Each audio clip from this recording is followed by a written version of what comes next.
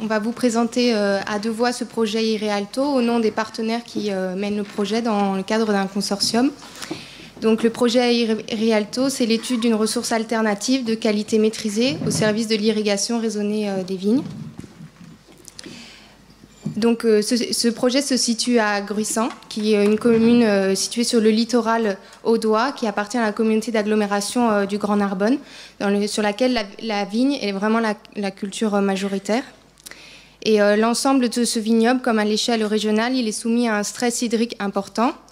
On a en effet un bilan hydrique annuellement déficitaire depuis les années 2000 sur le site de Gruissant.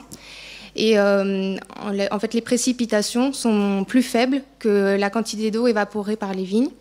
Et ça a des conséquences à la fois sur le rendement. Donc, on a des très petits rendements, 33 hectolitres par hectare à Gruissant. À l'échelle régionale, 52 hectolitres par hectare. Et aussi sur la qualité des vendanges. Donc, sur le territoire et même au-delà en Languedoc-Roussillon, on a une expression de nouveaux et de nombreux besoins pour l'irrigation des vignes. Donc, sur le secteur, il y a déjà des secteurs il y a déjà des possibilités d'irrigation. On a le réseau Baronne-Languedoc, surtout sur le nord du territoire, des réseaux collectifs d'irrigation sous la forme d'ASA. Il y a aussi un maillon du projet d'Aqua-Domitia qui va venir desservir une partie du territoire. Mais ça ne concerne pas l'ensemble. Il y a des zones pour lesquelles actuellement il n'y a pas de ressources d'irrigation classiques. Et en plus, on est sur des bassins hydrographiques qui sont en déficit quantitatif et il y a une très forte pression sur les ressources en eau en été. Et donc, il n'y a pas de possibilité de faire des nouveaux prélèvements sur le milieu, que ce soit dans les nappes, dans les rivières. Donc aujourd'hui, il y a une nécessité de trouver une ressource en eau qui soit alternative pour justement satisfaire la demande sur les zones qui sont non desservies. Et donc, c'est dans ce contexte-là qu'a émergé la réflexion pilote sur le secteur de Gruissant. Et en effet, on est dans une configuration qui était très favorable. On a 2 stations d'épuration qui ont des rejets directement en mer. Et ces rejets ont une forte augmentation pendant la période estivale liée à l'affluence touristique. On a aussi la présence de l'unité expérimentale de l'INRA de Pêche Rouge, qui est une plateforme d'expérimentation sur la vigne. Et il y a la cave coopérative de Gruissant qui est très fortement préoccupée par ces questions de changement climatique et de stress hydrique. Et donc, pour relancer cette réflexion sur la valorisation des eaux de stations d'épuration pour l'irrigation, il y avait nécessité d'associer des compétences, expériences sur le traitement des eaux, sur l'exploitation des eaux usées traitées, sur l'irrigation agricole. Et c'est ça qui a fait émerger le projet de recherche et développement collaboratif IREALTO. Donc simplement pour illustrer, voici un zoom sur la commune de Gruissant. On a le domaine de l'INRA Pêche Rouge en rouge, les 2 stations en propriété du Grand Narbonne qui sont aujourd'hui exploitées par Veolia et le vignoble de la coopérative de Gruissant, et tout ça dans un secteur géographiquement très restreint. Donc pour mener le projet, la gouvernance qui a été choisie, c'est l'élaboration d'un consortium qui associe 5 partenaires. Donc un partenaire de la recherche qui est l'INRA avec deux unités, l'unité de Pêche Rouge et l'unité du laboratoire de biotechnologie environnementale qui se situe sur le territoire du Grand Narbonne. Des entreprises avec la cave coopérative de Gruissant qui est l'utilisateur final, l'entreprise Aquadoc pour la partie irrigation agricole et Veolia pour l'expertise sur en tant que professionnel de l'eau. Et donc la collectivité Le Grand Narbonne, qui est propriétaire des stations d'épuration, qui est la compétence eau et assainissement. Et donc l'idée, c'est vraiment que chaque structure puisse faire des apports complémentaires en compétences, que ce soit en connaissances, en savoir-faire ou même au niveau des infrastructures. Donc les objectifs du projet de R&D IREALTO, c'est de développer une pratique raisonnée, qui soit compétitive, économiquement viable, scientifiquement étayée, pour une micro-irrigation de la vigne avec des eaux traitées issues d'une ressource alternative, donc l'eau des stations d'épuration. Et un des sous-objectifs, c'est de répondre à de nombreuses questions qui sont peu explorées sur la réutilisation des eaux usées en viticulture, notamment en Languedoc-Roussillon, mais même à l'échelle mondiale. Quels sont les risques pour la santé humaine? Quelle est l'acceptabilité sociale liée aux produits du vin? Voilà, quels sont les effets sur la vigne, qui est une plante pérenne. Et ce projet a le développement prévu est en 3 phases. Donc la première phase, c'est la création d'une plateforme de référence avec des suivis vraiment renforcés, plus des études d'acceptabilité sociale et environnementale. Donc ça a duré sur une période de 3 ans, de 2013 à 2015, et c'est là-dessus qu'on va témoigner. Une phase 2 de création d'un démonstrateur à plus grande échelle sur le vignoble gruissanais, donc qui est aujourd'hui en réflexion, et une phase 3 de développement progressif. Donc la phase 1 a été accompagnée par de nombreux partenaires. Donc a représenté un budget de 1 500 000 €. Et donc avec comme cofinanceurs la région, BPI France, l'Agence de l'eau et le Grand Narbonne. Donc l'Agence de l'eau est intervenue sur les 3 années à hauteur de 95 000 €. Et ce projet est accompagné par Transfert LR et labellisé par le pôle compétitivité eau. Donc, je vais prendre le relais en vous présentant les éléments plus techniques. Donc, comme le disait Claudine, la phase 1 qui a duré 3 ans entre 2013 et 2015 a consisté à mettre en place une plateforme de référence. Donc, on a construit un prototype de traitement tertiaire que vous voyez dans le petit conteneur blanc qui est installé sur la station d'épuration de Narbonne-Plage, qui peut produire 1,5 m3, parce qu'on a l'échelle vraiment prototype, et qui va nous permettre de distribuer, de fabriquer une eau de qualité B et C suivant les qualités réglementaires de l'arrêté. En parallèle de ça, dans le projet, on a voulu aussi faire un suivi sur l'eau potable, qui est en fait l'eau de référence aujourd'hui utilisée sur le domaine de pêche rouge, puisqu'on va irriguer avec cette eau usée traitée 2 parcelles que vous voyez à gauche sur la photo, 2 parcelles de l'INRA Pêche Rouge, une sur un vin blanc, un Vionnier, et une sur un vin rouge, le Carignan. Et donc vous avez le détail sur la partie droite des lots affectés à chaque qualité d'eau.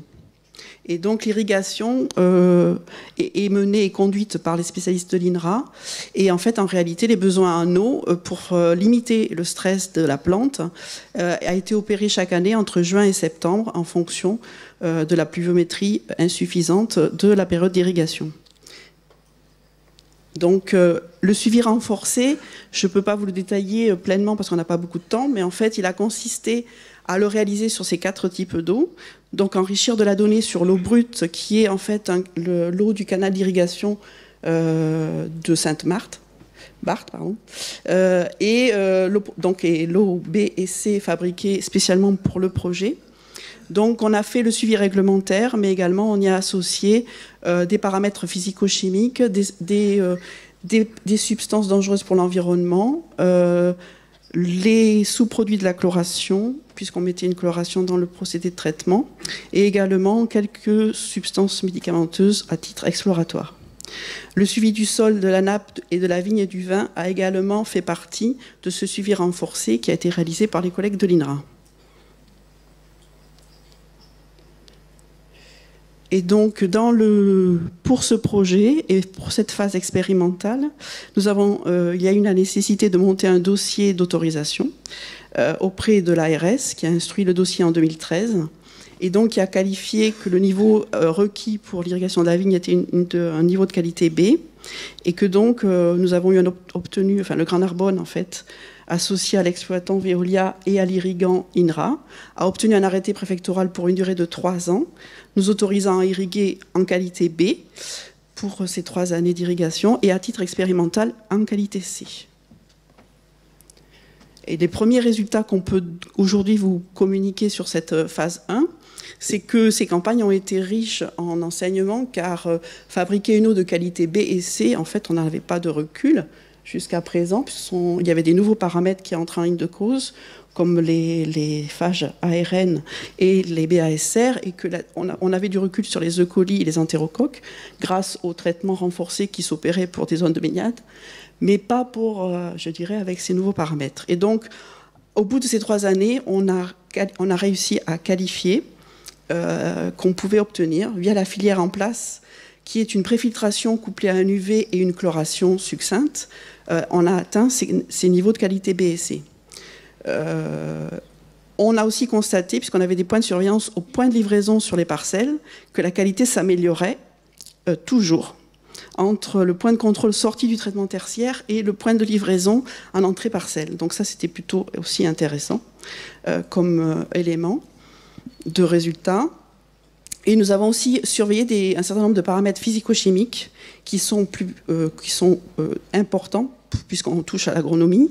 Et donc on a suivi la conductivité, les chlorures, l'indice SAR, le bore et les sels dissous en particulier. On a aussi pu constater que l'eau brute du canal, utilisée aujourd'hui pour des arrosages plus traditionnels gravitaires, se rapprochait de très près de notre qualité B sur l'ensemble des 4 paramètres, qui aujourd'hui n'ont pas de contraintes réglementaires. Et nous n'avons pas, au niveau des impacts sur le sol et la nappe, il n'y a eu aucun impact observé, pas de différence, puisque la parcelle Vionnier est en bord sur le littoral. Il y a une nappe donc à proximité qui est à moins d'1 mètre des plantes. Sur le vin également, aucune absence de contamination bactériologique, c'est-à-dire que la vinification en fait est une barrière. Et il n'y a pas on retrouve une absence totale des 4 paramètres réglementaires que l'on mesure dans les eaux usées, qu'on a mesurées dans le vin. Et il n'y a pas de différence non plus entre les différentes qualités de vin produites à partir de ces 4 types d'eau. Donc ça, ce sont des conclusions intéressantes et favorables à la réutilisation des eaux usées. Concernant l'étude d'acceptabilité sociale que nous avons également menée l'année dernière, les conclusions sont que l'acceptabilité est bonne pour les producteurs de vin, parce qu'il y a conscience d'une nécessité technique et économique à la mise en place de l'irrigation. C'est un peu moins évident pour les distributeurs et les consommateurs. Dans le cadre de cette enquête, c'est ce qui nous a été rapporté par le bureau d'études qui a réalisé cette approche. Mais c'est d'autant plus facile que l'image initiale du produit est forte. Donc c'est quand même des critères encourageants. Pour le volet environnemental, nous avons fait une étude ACV, mais qui était vraiment focalisée sur la plateforme de référence et le cas de Gruissant de la phase 2. Et comme on a un rejet en mer, là aussi, il y avait quand même des éléments très favorables dans les conclusions, puisque c'est un gâchis, quelque part, de rejeter en mer des eaux qui ont certaines qualités. Pour le volet économique, en fait, l'irrigation telle qu'elle a été menée par goutte à goutte est une irrigation très raisonnée et maîtrisée, puisque chaque semaine, l'irrigation était contrôlée par l'INRA en mesurant le potentiel de stress de la plante. Et donc, on n'a jamais dépassé les 405. On a travaillé en moyenne à 450 mètres cubes par hectare et par an, en sachant qu'en fonction des qualités de vin produits et de la maîtrise de ce contrôle de l'irrigation, de ce besoin, puisque la plante a besoin d'un stress, mais pas trop important, on peut considérer que la fourchette d'une irrigation raisonnée se situera entre 450 et 900 mètres cubes par hectare et par an, et qu'elle sera indispensable, et qu'elle l'est déjà pour le sud de la France, mais qu'elle sera indispensable pour faire face au changement climatique et aux phénomènes de sécheresse. Par contre, l'irrigation de la vigne est un volume en eau qui n'est pas très important en rapport à d'autres cultures. Et donc pour amortir le surcoût du traitement tertiaire, c'est du cas par cas, en fonction des distances, en fonction des capacités des stations et des hectares à irriguer. Et il faut prendre en compte l'ensemble des coûts, tant l'amortissement de l'investissement que du fonctionnement, qui est un surcoût par rapport à une eau traditionnelle. Et donc, le coût acceptable pour l'irrigation aujourd'hui, c'est qu'il faut aussi envisager, si on le peut, d'autres usages, de manière, c'est toujours plus favorable économiquement d'avoir un volume d'eau plus important face à une production d'eau traitée d'une certaine capacité. C'est-à-dire que la vigne peut donner l'opportunité, puisqu'elle n'est pas très consommatrice d'eau, d'aller aussi remplir d'autres usages en parallèle sur un territoire donné. Au niveau des perspectives, nous avons conscience qu'on est en plein dans l'innovation et que ce sont des projets complexes car multi-acteurs. Et donc aujourd'hui, on se confronte à une maîtrise d'ouvrage multiple pour la construction et pour le fonctionnement. Et donc, un besoin de coordination et de décision. C'est une organisation assez spéciale à mettre en place pour faire aboutir jusqu'au bout les projets. Donc, nous sommes en plein en ce moment, depuis, je dirais, moins d'une demi-année, en réflexion sur un projet pour passer à la phase 2 et construire un vrai démonstrateur d'une plusieurs dizaines d'hectares sur le territoire de Gruissant.